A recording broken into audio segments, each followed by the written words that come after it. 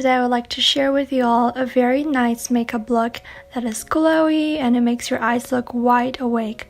Starting off, I'm using the Nakeup Face Cover King or Water King Cover Cushion. I have an in-depth review which I will link down below.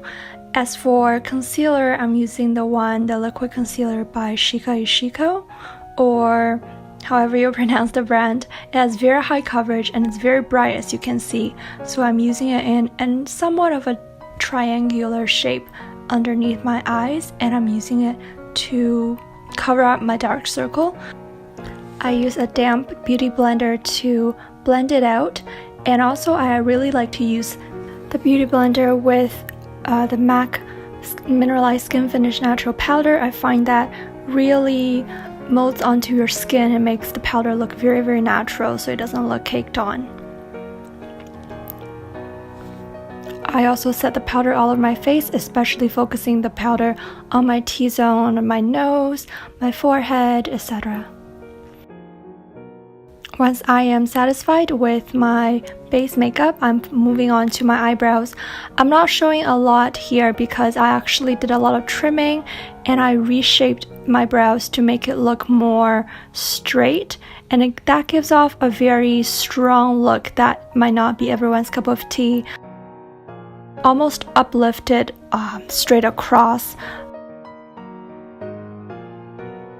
almost masculine look. So the main focus for today's eye makeup is this makeup palette by Colourpop. I first am using the apricot color and I wash it all across my eyelid. It's not very strong, it just provides a wash of color so your makeup looks more cohesive.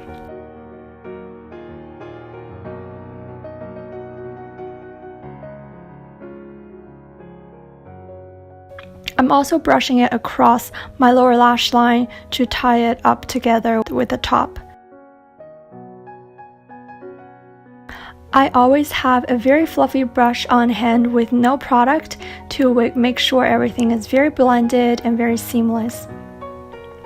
So one of the key to this look is actually the way I position my eyeliner, and today's eyeliner that I'm using is a dark brown by Nature Republic. I'm mostly focusing the liner on the outer corner, and I'm using an angle brush to sort of smudge it out and make it more defined near the tip. Here you can see I'm using whatever's left on the brush and I'm brushing across my lower lash line, but I'm not making it connecting to my top eyeliner, nor am I putting the product close to my lower lash line. I'm almost creating a new shape for my eyes.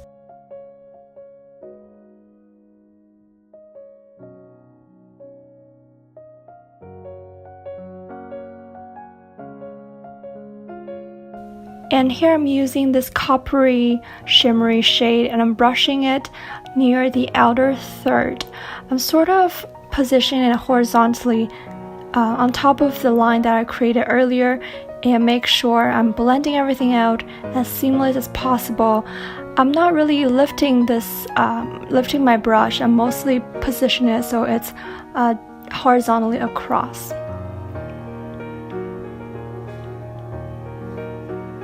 Once again, I am always making sure everything is very blended, so this blending brush is very important to have on hand. As for my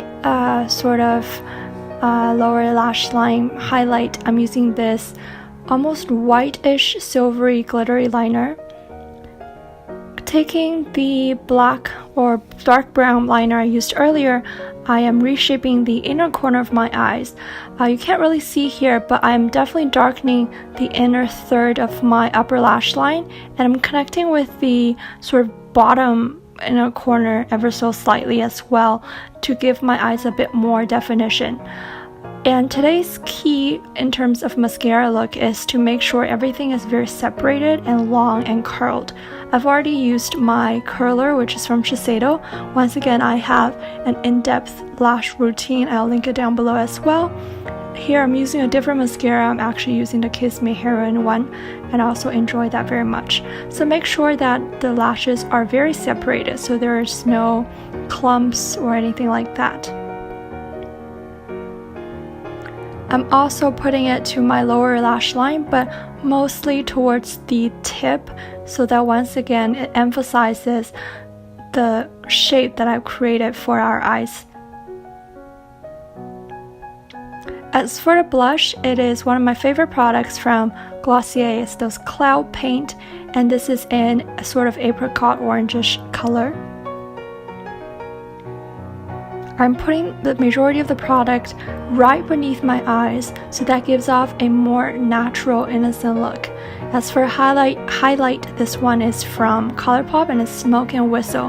It has a light pink shade and looks just like you are glowing from within. Don't be scared by this really dark lip. I'm actually mostly brushing it towards the inner portion of my lips and using a brush to blend out the edges. It gives a very soft and feminine effect, and I think that makes the product look a lot more wearable.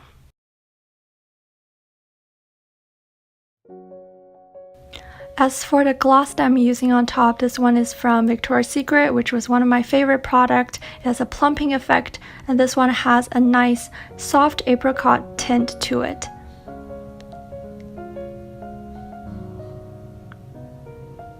I'm also using just a little bit of contour right underneath my lips to make it look more pouty. Moving on to hair, I'm just showing you something I do very regularly that takes 20 seconds. I'm separating the front two pieces of my hair and just curl it outward to create more of a wave. The point of this step is to make sure that my hair frames my face nicely and it gives off a more softer and feminine look. And it creates a bit of more volume since my hair is pretty straight. I'm just using my hand to fluff it out a little and to make sure I have more volume. And also I'm taking this big chunk of hair just right on top of my head,